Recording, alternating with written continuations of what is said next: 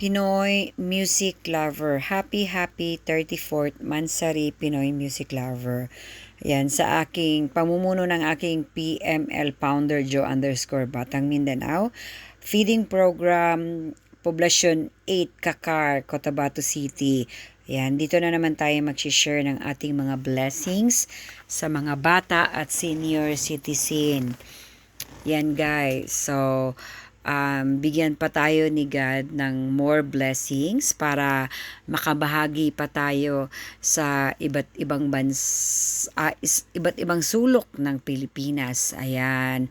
So, nakakatuwa lang tingnan yung mga bata na yung mga ngiti nila, hawak-hawak etong mga sharings ng blessings natin sa kanila. Nakakaantig sila talagang tingnan. Ayan, so sana God, bigyan mo pa kami ng more blessings para ma-share din namin sa mga bata at senior citizen ang adhikain ng Pinoy Music Lover. At maraming salamat sa lahat ng sponsor, sa patuloy na paniniwala para sa buong Pinoy Music Lover. Ayan, 2 buwan na lang at mag3 taon na tayo sa ginagawa nating feeding program. So, congratulations Pinoy Music Lover sa ating successful feeding program for the kids and senior citizen. Ayan, God bless us all. At yung mga sinishare ninyo para sa mga bata, si God na ang magbabalik niyan sa inyo.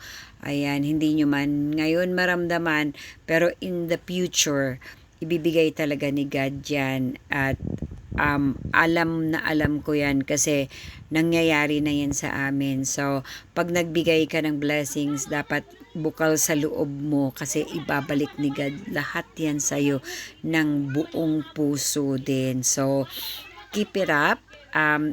We always share our blessings sa konting halaga, konting bagay, at kahit maliit man yan o malaki, mabubuo natin yan at makapag-share tayo sa mga bata at matatanda. Ayan, so sana magaya tayo ng ibang mga teams at hindi lang ang Pinoy Music Lover ang gagawa nito. Tayo lahat pwede natin gawin to.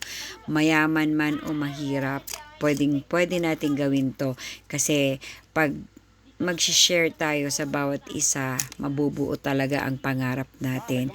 So, good luck to Pinoy Music Lover. As a chairwoman of Pinoy Music Lover, I'm Shaina Mirasol, at mula sa aking PML Head Founder NJ Prince, sa aking founders, co-founder, head admin, admins, and down to member, congratulations sa ating lahat, and God bless us all. Maraming salamat sa tiwala ninyo. Ayan, at aabot na tayo ng 3 taon sa adhikain natin dito sa PML. So, laban lang guys. Love you all.